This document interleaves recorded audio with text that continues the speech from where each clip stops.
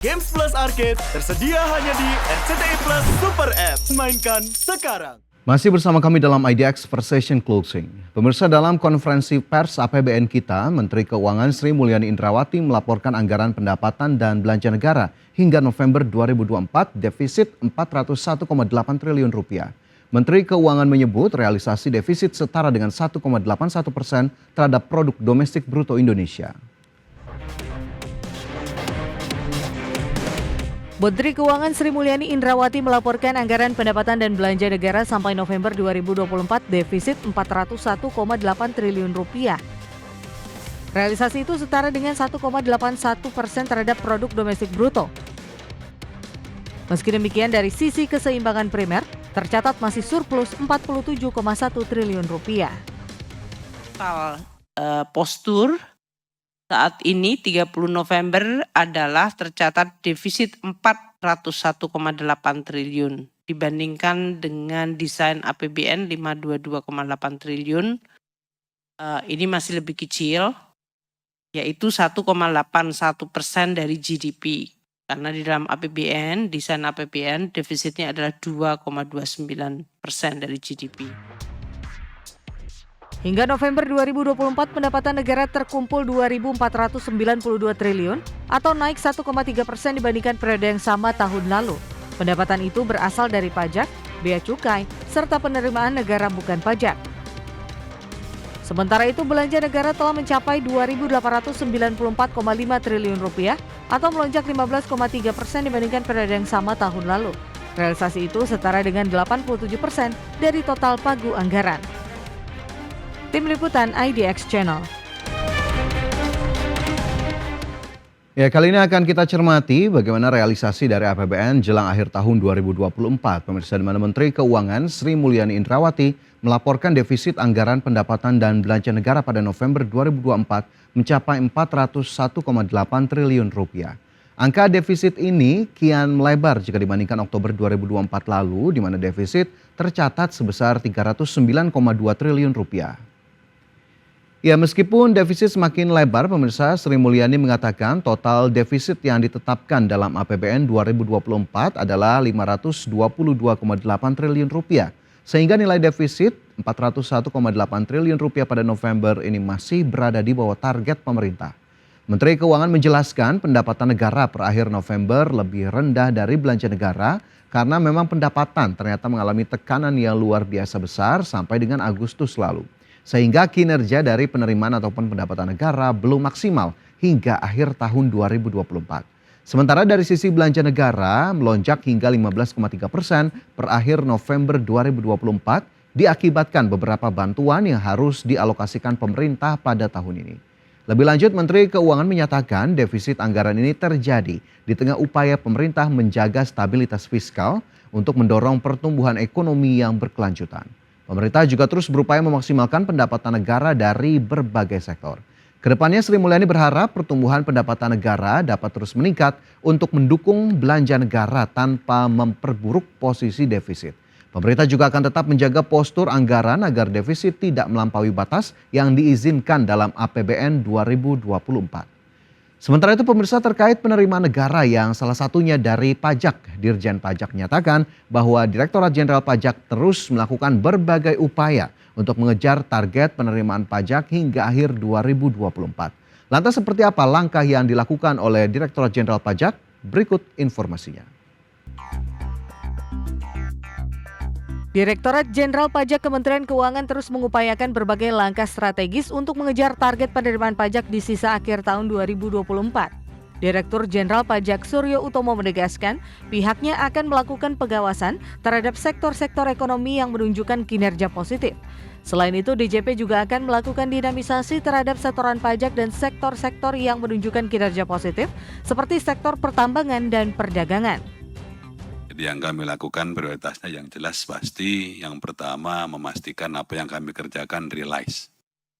Yang kami kerjakan adalah bagaimana kami melakukan pengawasan tahun berjalan terhadap wajib pajak yang mendapatkan kutip keuntungan secara ekonomi, peningkatan performance gitu ya, seperti tadi beberapa yang disampaikan oleh Pak Wamen Anggito, ada beberapa sektor yang mengalami pertumbuhan yang baik. Seperti misalnya pertambangan, ada pertambangan tertentu yang mengalami peningkatan. Sebagai catatan, Kementerian Keuangan mencatat realisasi penerimaan pajak sebesar Rp1.688,93 triliun hingga November 2024. Realisasi penerimaan pajak tersebut setara dengan 84,92% dari target anggaran pendapatan dan belanja negara tahun 2024. Tim Liputan IDX Channel. Ya, itu tadi bagaimana kemudian kondisi dari penerimaan negara dari sisi pajak. Dan selanjutnya kita bergeser ke penerimaan lainnya pemirsa, yakni dari sisi Bea Cukai, di mana Kementerian Keuangan mencatat total penerimaan kepabeanan dan cukai sebesar Rp257,8 triliun per November 2024. Penerimaan tersebut tumbuh 5,2% secara year on year atau mencakup 80,3% dari target APBN. Ya, dari segi bea masuk, Kementerian Keuangan mencatat penerimaan ini sebesar Rp47,7 triliun atau tumbuh 4%. Jumlah ini mencakup 83,2% dari target APBN. Kemudian dari segi bea keluar tercatat sebesar Rp17,3 triliun atau tumbuh 47,9% year on year. Jumlah ini mencakup 98,7% dari target. Kemudian dari segi penerimaan cukai tercatat Rp192,7 triliun atau tumbuh 2,8% secara year on year. Penerimaan cukai sampai dengan November dipengaruhi oleh beberapa faktor, di mana Kementerian Keuangan menyebut yang pertama adalah cukai harga tembakau. Ini mencapai Rp184,3 triliun atau tumbuh 2,8% sebagai imbas kenaikan produksi cukai golongan 2 dan 3.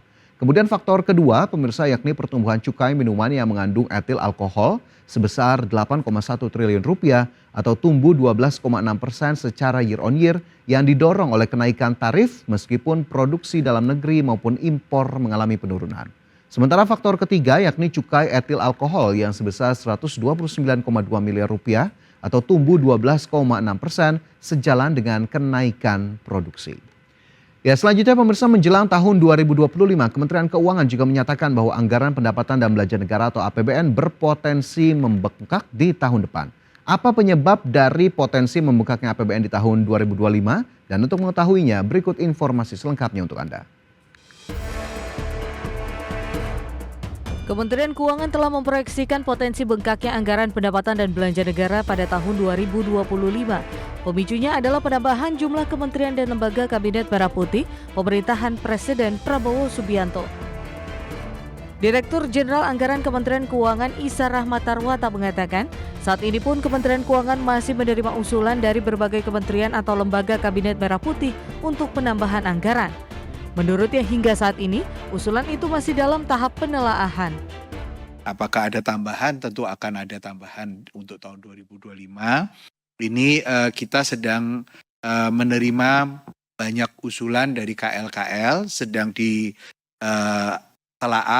ya. Tetapi proses penambahan anggaran KL itu sendiri akan kita lakukan secara formal di tahun 2025-nya sendiri.